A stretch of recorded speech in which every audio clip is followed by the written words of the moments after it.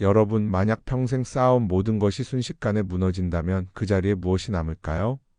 62년 동안 대학 강단 위에 서며 수많은 인생을 지켜봤지만 정작 제 자신의 빈자리는 전혀 준비되지 않은 채 드러났습니다. 은퇴식이 끝난 바로 그날부터 익숙한 학생들의 목소리 대신 가득 찬 건 메아리 없는 침묵이었죠. 집으로 돌아오면 대기표처럼 남겨진 설거지통과 정리되지 않은 서류 더미가 날 기다렸고 나는 차마 그 앞에 서 있을 자신이 없었습니다. 어느 오후 그 모든 무게가 견디기 어려워진 순간 나는 담배 한 갑을 주머니에 넣고 말없이 문을 나섰습니다. 아파트 복도 끝 아무도 신경 쓰지 않는 제과점 앞 낡은 벤치가 유일한 안식처가 되어 주었습니다. 그런데 그날 커피보다 진한 달콤한 위로 한 조각이 나타날 줄은 꿈에도 몰랐습니다. 48세 제과점 오너 이은주 씨가 직접 구운 호두 파이를 건넨 그 순간 나는 얼어붙은 가슴 한구석이 사르르 녹아내리는 걸 느꼈습니다. 파이의 바삭한 겉면과 부드러운 속살 그리고 견과류의 고소함이 입안에 퍼질 때 내가 아직도 누군가의 다정함을 필요로 한다는 사실을 그리고 나이 따위는 아무 의미 없다는 진실을 깨닫게 되었습니다. 이 이야기는 작은 디저트 한 조각이 어떻게 내 삶의 균열을 메우고 다시금 살아갈 힘을 주었는지에 대한 기록입니다. 대체 그 파이 한 조각이 얼마나 강력한 위로였는지 그리고 그 뒤로 이어진 숨막히는 만남이 나를 어디까지 이끌었는지 끝까지 들어보시면 분명 아실 수 있을 겁니다. 아직 구독과 좋아요를 눌러주지 않으셨다면 지금 바로 클릭해주세요. 여러분의 응원이 저에게는 더 깊은 이야기를 들려드릴 힘이 됩니다. 안녕하세요. 제 이름은 김진수입니다. 올해 62이고 작년에 대학에서 40년 넘게 이어온 교수 생활을 마무리하고 정년퇴직했습니다. 아내와 함께 서울 근교의 아파트에서 살고 있고 외동딸은 캐나다에서 가정을 이루며 살고 있습니다. 퇴임 직후엔 그동안 하지 못했던 일들을 하나씩 해볼 수 있어서 정말 좋았습니다. 못 갔던 여행도 가고 연락이 끊겼던 옛 동료들과 다시 만나고 하루 세 끼를 집에서 천천히 먹는 일상도 나쁘지 않았습니다. 평생을 바쁘게 살아왔던 저에게 그 시간들은 짧은 선물처럼 느껴졌습니다. 마치 조금 늦은 사춘기를 맞이한 기분이었달까요? 하지만 그 시간이 길어질수록 마음 한구석이 허전해지기 시작했습니다. 아침에 눈을 떠도 일어날 이유가 뚜렷하지 않았고 낮에는 무기력해졌습니다. 아내와도 서서히 어긋나기 시작했습니다. 아내는 늘 집안일 이야기로 잔소리는 점점 더 심해졌죠. 저는 더 듣기 싫었고요. 그 무렵부터 나는 담배를 다시 피우기 시작했습니다. 바깥 공기를 들이마시며 조용히 앉아있는 그 시간이 내겐 유일한 휴식이자 위로였습니다. 그러던 어느 날 아랫집에 사는 한 여성이 엘리베이터에서 내렸습니다. 단정하고 깔끔한 인상이었고 호두파이 같은 고소한 냄새가 은은하게 따라왔습니다. 그녀는 인사를 건넸고 내가 피우고 있는 담배를 보며 말을 붙였습니다. 잠깐 주고받은 인사는 오래 기억에 남았습니다. 며칠 뒤 다시 그녀를 마주쳤고 이번엔 무거운 쇼핑 봉지를 들고 있었습니다. 내가 다가가 봉지를 들어주었고 그녀는 감사 인사를 전하며 집 앞에서 차라도 한잔하고 가라고 했습니다. 처음엔 망설였습니다. 괜한 오해를 살까 봐서였죠. 하지만 그날따라 집으로 돌아가고 싶지 않았습니다. 결국 잠깐만이라는 말과 함께 그녀의 집에 들어섰습니다. 그 집은 정가라고 아늑했습니다. 작은 화분이 정리된 선반, 벽에 걸린 따뜻한 색감의 그림들, 그리고 주방에서 풍겨오는 커피 향까지. 나도 모르게 긴장이 풀렸습니다. 그녀는 이름이 이은주라고 했고 근처에서 작은 제과점을 운영한다고 했습니다. 그녀가 건넨 파이와 커피는 정말 맛있었고 무엇보다 그녀는 내 이야기를 가만히 들어주었습니다. 그날 이후로 나는 복도에 앉아 담배를 피우는 시간이 기다려졌습니다. 그녀를 우연히 다시 마주칠 수 있을지도 모른다는 생각 때문이었죠. 실제로 며칠에 한 번씩은 그녀를 만날 수 있었고 가볍게 인사를 주고받는 그 짧은 순간이 내 하루의 활력이 되었습니다. 하지만 그런 변화는 아내가 눈치채게 됐습니다. 집에 들어오는 시간이 늦어지고 핸드폰을 자주 들여다보니 이상하게 여긴 아내가 어느 날 정색하며 묻더군요. 요즘 당신 좀 이상하다고 담배 한 대 피우러 나간다고 해놓고 왜 1시간씩 걸리냐고. 평소 같았으면 대충 둘러댔을 테지만 저도 이상하게 기분이 달라져 있었습니다. 결국 해서는 안 될 말까지 하고 말았어요. 이은주 씨와 나눴던 대화들이 머릿속에서 맴돌았고 우리가 부부 사이는 맞냐고 손도 안 잡는 사이가 부부냐고 그 말이 나오자 아내의 얼굴이 굳었습니다. 결국 그날 결혼한 후 처음으로 크게 싸웠고 다음날 아내는 짐을 챙겨 친정으로 향했어요. 며칠 후 변호사를 통해 조용히 이혼을 준비하게 됐습니다. 이상하게 마음이 무겁지 않았습니다. 오히려 홀가분했습니다. 이제는 눈치를 보지 않아도 됐고 함께 보내는 시간이 더 자연스러워졌습니다. 그녀는 내 이야기를 가만히 들어주었습니다.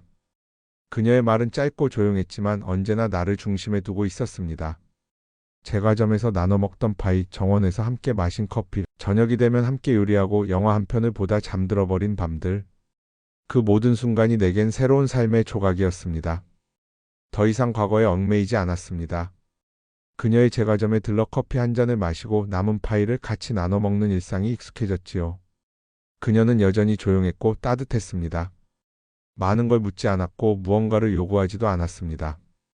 그날도 그녀는 아무 말 없이 커피를 내려주었습니다. 직접 만든 샌드위치를 내오면서 천천히 앉으라 손짓했습니다. 그런 세심함에 마음이 풀렸습니다.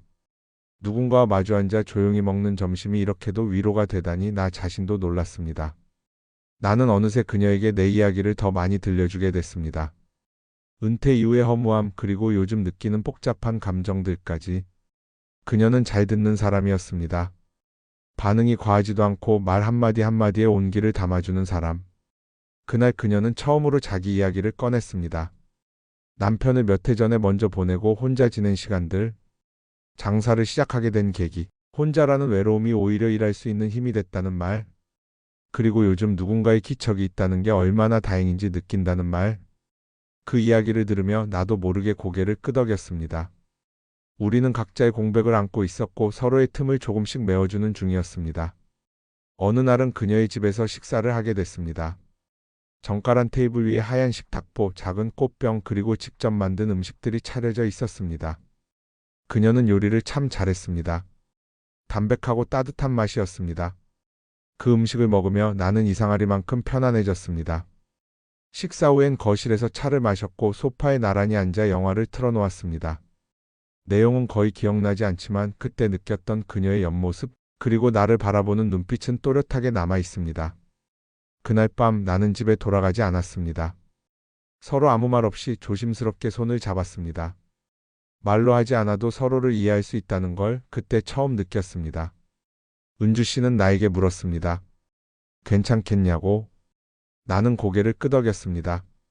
이 모든 게 너무 늦은 건 아닐까 걱정했지만 그녀는 말없이 내 손을 꼭 잡아주었습니다. 그날 이후 우리는 매일 함께하는 일상을 시작했습니다. 제과점에서 일을 도우며 가끔은 장을 같이 보고 저녁에는 서로의 하루를 들려주며 시간을 보냈습니다. 서로에 대한 조심스러움도 점점 편안함으로 바뀌어 갔습니다. 나는 이 관계에 이름을 붙이지 않았습니다. 굳이 무언가로 규정하지 않아도 그녀와의 시간은 분명히 나를 살아있게 만들었습니다. 사람은 누구에게나 따뜻한 쉼터가 필요합니다. 나에게 그것은 그녀였습니다. 예전 같았으면 별 의미 없이 지나쳤을 풍경이 이제는 전부 새로운 느낌이었습니다. 그런 사소한 순간들이 차곡차곡 쌓이면서 나는 조금씩 예전의 나를 회복하고 있었습니다. 한때 나는 매일 저녁 아내의 잔소리를 피하느라 혼자 복도 끝에서 담배를 피우던 사람이었습니다.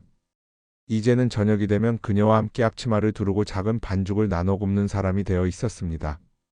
달라진 건 아주 사소한 일상이었지만 그 변화는 내 안의 온도를 완전히 바꾸어 놓았습니다. 그러다 어느 날 변호사에게서 연락이 왔습니다. 이혼 절차가 곧 마무리되고 법적으로도 전 아내와 완전히 정리된다는 내용이었습니다. 그 순간에도 내 마음은 담담했습니다. 이미 감정의 끈은 오래전에 끊긴 상태였고 서류 한 장만 남았을 뿐이었으니까요. 가장 신경 쓰였던 건 딸아이였습니다. 멀리 캐나다에 있는 딸에게 이 모든 변화와 감정을 어떻게 설명해야 할지 막막했지요. 하지만 결국 나는 조심스레 전화기를 들었습니다. 오랜만에 듣는 딸의 목소리는 여전히 밝았습니다. 그 아이에게 나는 최대한 솔직하게 말했습니다. 아빠가 이제는 나답게 살고 싶어서 새로운 사람을 만났다. 딸은 잠시 조용했지만 오래 침묵하지 않았습니다. 오히려 담담하게 말하더군요. 아빠가 행복하시며 괜찮다며 건강만 잘 챙기시라고요. 그 말이 내 마음에 오래 머물렀습니다. 한편으론 미안했고 또 한편으론 고마웠습니다. 그 이해 하나로 나는 훨씬 가볍게 숨을 쉴 수 있었으니까요. 그날 밤 나는 은주 씨에게 딸과의 통화를 조심스레 들려주었습니다. 그녀는 말없이 내 손을 잡아주었고 그 손의 온기만으로도 충분하다는 걸 알 수 있었습니다. 그녀와 함께하는 삶은 아직 이름 붙이지 않았지만 이름이 꼭 필요하다고 생각하지 않게 되었습니다. 그녀와 함께 있다는 사실, 그녀가 오늘도 내 옆에 있다는 것. 그걸로 충분했습니다. 첫 여행은 봄이 막 시작되려던 3월이었습니다. 그녀가 조심스럽게 제안했습니다. 가게 문을 며칠 닫고 바닷가 쪽으로 다녀오자고요. 내심 기다렸던 말이었습니다. 그녀와 함께 낯선 공간에서 일상과 조금 떨어진 시간을 보내고 싶었으니까요. 우리는 큰 계획 없이 강릉으로 향했습니다. 기차에 몸을 싣고 바다를 향해 가는 그 길이 그렇게 설레었던 건 정말 오랜만이었습니다. 은퇴 이후로는 어디를 가도 공허하기만 했던 나였는데 그녀와 함께한 이동은 모든 풍경을 새롭게 보이게 했습니다. 숙소는 바다 가까이에 있는 작은 게스트하우스였습니다. 창문을 열면 파도 소리가 들리는 방. 그녀는 창가 쪽 테이블에 작은 책을 펼쳐놓았고 나는 그 맞은편에 앉아 조용히 바다를 바라봤습니다. 우리는 많은 말을 하지 않았습니다. 하지만 말이 없어도 충분히 편안했습니다. 같은 풍경을 바라보고 같은 맛의 생선구이를 나누며 웃을 수 있다는 것. 그건 함께 살아본 사람만이 느낄 수 있는 감정이었습니다. 저녁이 되자 그녀는 숙소의 작은 주방을 빌려 간단한 파스타를 만들었습니다. 나는 그 옆에서 접시를 정리하고 와인을 꺼냈습니다. 그렇게 완성된 식탁 위에는 우리가 살아온 시간과 앞으로 걸어갈 길이 나란히 놓여 있었습니다. 그녀와 함께한 첫날 밤, 나는 오랜만에 아주 깊은 잠에 들었습니다. 이불의 감촉보다 따뜻했던 건 내 옆에 누군가 있다는 사실이었지요. 다음날 아침, 나는 평소보다 일찍 눈을 떴습니다. 그녀는 이미 거실에 앉아 차를 마시고 있었고 창밖엔 어제보다 훨씬 푸른 바다가 펼쳐져 있었습니다. 이런 시간이 자주 있었으면 좋겠어요. 그 말은 나도 오래 마음에 품고 있던 말이었거든요. 우리는 둘째 날엔 등대를 찾았습니다. 가파른 언덕을 함께 올라 꼭대기에서 바람을 맞으며 사진을 찍었습니다. 그녀의 얼굴이 햇살에 반짝였고 나는 그 순간을 영원히 기억하고 싶다고 생각했습니다. 그날 밤 돌아오는 기차 안에서 우리는 말없이 손을 잡고 있었습니다. 그녀는 나를 다시 살게 해준 사람입니다. 말없이 곁에 있어준 사람. 그 한 사람이 전부를 바꾸는 데는 이유도 설명도 필요하지 않았습니다. 그 평범하고 조용한 장면 속에 어떤 감정이 스며들고 있다는 걸 나는 느끼고 있었습니다. 식사를 마치고 차를 마시는 동안 그녀는 아주 짧은 말로 이야기를 꺼냈습니다. 진수 씨, 이젠 굳이 이렇게 따로 지낼 필요 있을까요? 마치 물 한 잔 내밀듯 자연스럽고 가볍게 말했지만 그 말은 내 마음속 깊은 곳에 파문처럼 번졌습니다. 나는 대답하지 않았습니다. 말을 아끼고 싶어서가 아니라 그녀가 무슨 말을 하고 싶었는지 나도 이미 알고 있었기 때문입니다. 사실 그 제안은 나도 언젠가 먼저 꺼내고 싶던 이야기였습니다.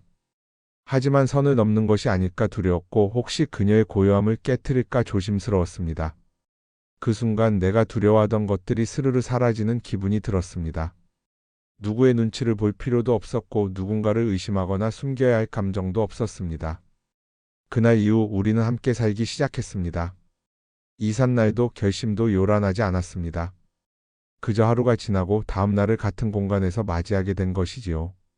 가구는 많지 않았고 짐도 복잡하지 않았지만 우리가 함께 옮긴 건 삶의 무게였습니다. 그 무게를 나누는 사람이 있다는 것, 그게 얼마나 큰 안도감을 주는지 이 나이가 되어서야 실감했습니다. 밤이 되면 우리는 같은 시간에 불을 끄고 같은 이불 속에서 각자의 이야기를 나눴습니다. 잠이 들지 못할 때면 그녀는 책을 읽었고 나는 그녀의 숨소리를 들으며 천천히 눈을 감았습니다.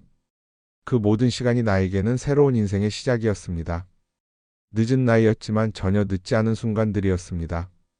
처음으로 그녀와 함께 맞은 생일은 내가 살아온 어느 생일보다 조용하면서도 깊었습니다. 그날 아침 나는 평소보다 먼저 눈을 떴습니다. 창밖에는 봄 햇살이 조용히 커튼 틈으로 스며들고 있었고 곁에서 자고 있는 그녀의 숨결은 여전히 부드럽고 따뜻했습니다. 나는 조심스레 일어나 주방으로 향했습니다.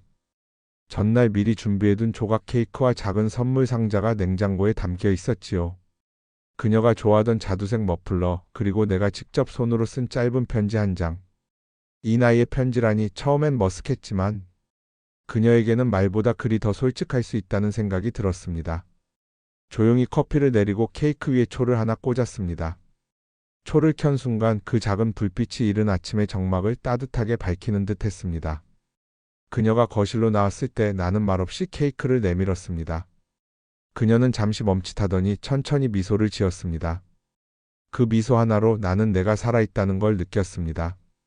누군가의 아침을 특별하게 만들어주고 있다는 사실이 이토록 벅찬 일이라는 걸 그날 처음 알았습니다. 그녀는 초를 끄고 작은 박스를 열었습니다. 점심엔 내가 그녀를 위해 요리를 했습니다. 특별한 건 아니었습니다. 미역국과 소고기 볶음 그리고 작게 썬 과일 몇 조각. 서툴지만 정성껏 준비했고 그녀는 한 입 한 입을 조심스럽게 음미하며 먹었습니다. 그 조용한 식탁 위에서 우리는 서로에게 더 많은 말을 하지 않아도 되는 사이가 되어 있었습니다. 그녀의 생일엔 나도 작은 파티를 준비했습니다. 작은 케이크 대신 그녀가 좋아하는 크림치즈 타르트를 직접 베어 만들어 보았습니다. 그녀가 가게 문을 닫고 들어왔을 때 나는 말없이 불을 켰습니다. 작은 타르트와 꽃 한 송이, 그리고 다시 한 장의 손편지. 그녀는 웃으며 말했다. 이렇게까지 안 해도 되는데. 하지만 나는 그 말 뒤에 숨은 감정을 느낄 수 있었습니다. 그녀의 눈빛엔 눈물이 맺혀 있었고 나는 아무 말 없이 손을 잡아주었습니다. 이제 우리는 서로에게 말보다 많은 걸 전할 수 있는 사이가 되었습니다. 작은 케이크 한 조각, 따뜻한 머플러 하나, 그리고 매일 아침 건네는 눈빛 하나로도 충분히 마음을 알 수 있게 되었지요. 딸아이가 한국에 들어온 건 늦여름 무렵이었습니다. 3년 만에 귀국이었고 그동안 나는 많은 것을 그녀에게 말하지 못하고 있었습니다. 전화 너머로 전한 목소리와 문자 속의 짧은 안부로는 내 삶이 어떻게 바뀌었는지를 다 보여줄 수 없었으니까요. 그녀가 인천공항에 도착하던 날 나는 새벽부터 잠을 이루지 못했습니다. 마음이 복잡했습니다. 한편으론 반가웠고 또 한편으론 막연한 걱정이 엄습했습니다. 딸이 내 곁에 있는 은주 씨를 어떻게 받아들일지, 그리고 내가 선택한 이 삶을 과연 이해할 수 있을지 말입니다. 그 아이는 내게 다가와 안겼고 그 짧은 포옹이 오래도록 기억에 남았습니다. 아마 내가 그 이야기를 꺼내기 전까지 기다려주고 있었던 걸 겁니다. 나는 조심스럽게 말했다. 그 일 정리됐어. 미경이와는 서로 정리하고 지금은 각자 삶을 살아가고 있어. 딸은 놀라지도 따지지도 않고 괜찮다고 손을 잡고 도닥였습니다. 그 한마디에 나는 목이 메었고 딸에게 이해받고 있다는 느낌과 위로를 받았습니다. 그날 저녁 딸에게 아빠를 진심으로 아껴주고 나로서 살게 해주는 사람이라고 은주 씨를 소개했습니다. 딸은 잠시 말이 없었습니다. 창밖을 바라보더니 이내 말했다. 알겠어요. 그럼 한번 뵐 수 있을까요? 그 말을 듣고 얼마나 안도했는지 모릅니다. 다음 날 저녁 나는 은주 씨에게 사정을 설명하고 우리 셋이 함께 만날 수 있는 자리를 마련했습니다. 처음에 분위기는 약간 어색했지만 곧 은주 씨가 먼저 부드럽게 말을 건넸습니다. 은주 씨는 딸아이에게 내가 요즘 어떻게 지내고 있는지를 아주 담담히 이야기해 줬습니다. 대화가 끝날 무렵 딸아이가 말했다. 아빠가 잘 웃게 되신 것 같아요. 그게 다 은주 이모 덕분이겠네요. 그 말에 나는 괜스레 눈시울이 뜨거워졌습니다. 그날 집으로 돌아오는 길 나는 말없이 그녀의 손을 꼭 잡았습니다. 말이 필요 없었습니다. 내 삶의 가장 소중한 두 사람이 서로를 이해해준 그 하루, 그것만으로도 충분했으니까요. 같은 공간에 머문다는 건 마주보며 밥을 먹는 일만을 의미하진 않았습니다. 그녀와 함께 지내면서 알게 된 가장 큰 사실은 사람 사이엔 아주 작은 균열도 감정을 흔들 수 있다는 것이었습니다. 언제나 부드럽고 따뜻하던 그녀였지만 살다 보면 마냥 평온한 날만 있을 순 없었습니다. 작은 오해, 묻어둔 감정, 말하지 못한 서운함. 그 모든 것들이 어느 날 문득 마음의 표면 위로 떠오르곤 했지요. 한 번은 그랬습니다. 내가 별다른 말 없이 혼자 산책을 나갔습니다. 그녀는 아무렇지 않게 웃으며 배웅했지만 돌아왔을 때 그녀 표정은 조금 달랐습니다. 차를 마시던 손이 멈춰 있었고 눈빛엔 설명하지 않은 감정이 맴돌고 있었습니다. 나는 대수롭지 않게 좀 걷고 왔어. 라고 말했지만 그녀는 천천히 컵을 내려놓고 말없이 고개를 끄덕였을 뿐이었습니다. 그녀는 참는 법을 아는 사람이었고 표현보단 기다림으로 말하는 사람이었습니다. 그날 밤 그녀는 내게 조용히 말했습니다. 가끔은 어디 가는지 언제쯤 오는지만 말해줘요. 같이 사는 건 그런 거니까. 그 한마디가 마음을 툭 건드렸습니다. 내 안에 남아있던 혼자 살던 습관이 부끄러워졌고 그녀를 가족처럼 받아들이는데 내가 늦었다는 생각도 들었습니다. 그날 이후 나는 내 하루를 그녀와 조금 더 나누기로 했습니다. 아침에 나설 땐 어디 가는지 짧게 말하고 저녁이 늦어질 것 같으면 문자라도 남겼습니다. 그녀는 그런 나를 보며 자주 미소 지었습니다. 마음은 점점 같은 온도로 다가가게 된다는 걸 그녀와의 생활이 내게 가르쳐 주었습니다. 이렇듯 우리는 때론 엇갈리고 때론 가까워지며 하루하루를 살아냈습니다. 그저 서로의 마음이 같은 공간 안에서 잠시 제자리를 찾아가는 과정이었지요. 아침이면 서로의 얼굴을 확인하고 저녁이면 오늘 어땠는지 조용히 묻는 일상이 어느덧 우리 사이의 언어가 되어 있었습니다. 이제 나는 하루를 기대하며 시작합니다. 우리는 아직 결혼을 이야기하진 않았습니다. 서류 한 장보다 더 중요한 건 매일 서로를 바라보며 살아가고 있다는 그 실감이었기 때문입니다. 삶은 어느 나이에 시작해도 늦지 않더군요. 내가 60을 넘어서 다시 사랑하게 될 줄, 또 누군가의 손을 잡고 같은 꿈을 꾸게 될 줄은 상상도 못했으니까요. 여기까지 제 이야기를 들어주신 여러분께 진심으로 감사드립니다. 혹시 지금 마음 한구석이 허전하신 분이 계시다면 제 이야기가 작은 용기가 되었으면 합니다. 인생은 언제든 다시 시작할 수 있습니다. 사랑도 따뜻함도 행복도